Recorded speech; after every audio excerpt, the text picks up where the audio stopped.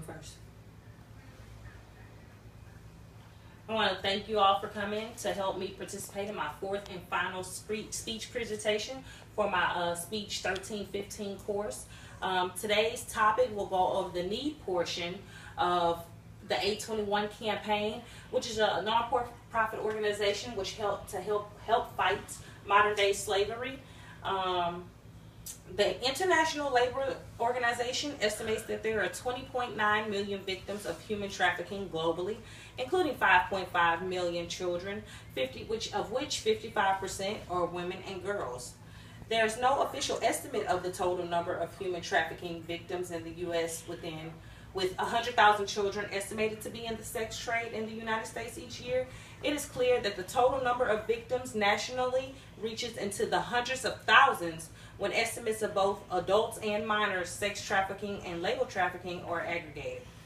Although slavery is commonly thought to be a thing of the past, human trafficking still exists today throughout the United States and globally when trackers use force, fraud, or coercion to control other people for the purpose of engaging in commercial sex and or forcing them to provide labor services against their will.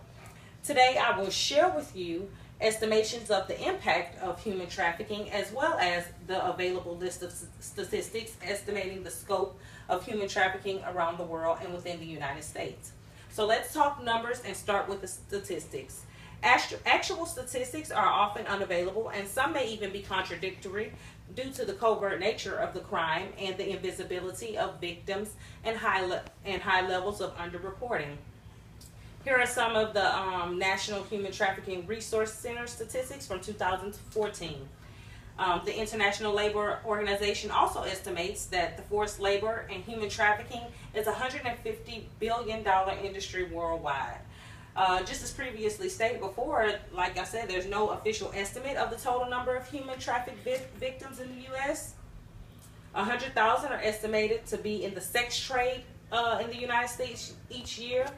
161 countries have been identified as being affected by human trafficking, including 127 countries of origin, 98 transit countries, and 137 destination countries. Now you may be basically realizing exactly how deadly human trafficking can be, considering the modern day, how human trafficking can be considered the modern day slave trade. So let's continue with more stats. 70% of female victims are trafficked into the sex trade. 30% are forced into labor. In the UNODC's Global Report on Trafficking in Persons, sexual exploitation was noted as by far the most commonly identified form of human trafficking, which 79%, followed by forced labor at 18%. Because it is more frequently reported, sexual exploitation has become the most documented type of trafficking in aggregated statistics.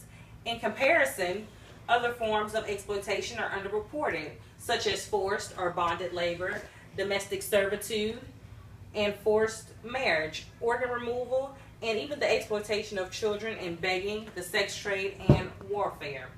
However, it may be difficult to view the horrible ways of human trafficking.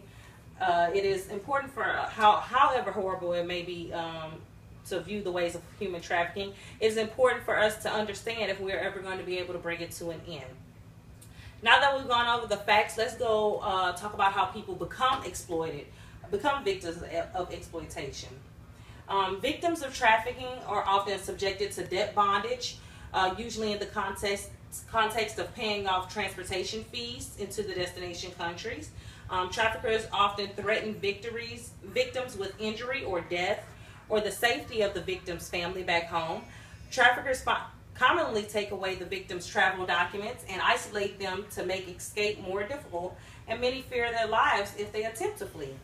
Poverty, lack of education, and belonging to a marginalized group are all factors that increase the risk of trafficking. But human trafficking can and has affected people from all walks of life. Those from impoverished regions are most often exploited with false promises of better jobs elsewhere, only to be enslaved. In addition, children who run away from physically, emotionally, or sexually abused home are often exploited. It is said that these homes are training grounds for exploitive trafficking.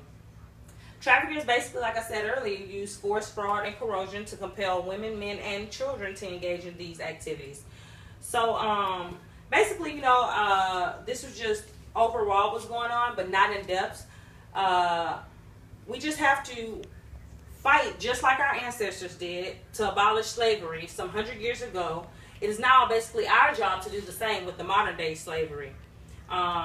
And now that we have understood more about the need for the organization, let's learn about one that already exists, which, like I said earlier, is the 821 campaign. I want to thank you all for coming. Have a great night, and thank you so much. First up.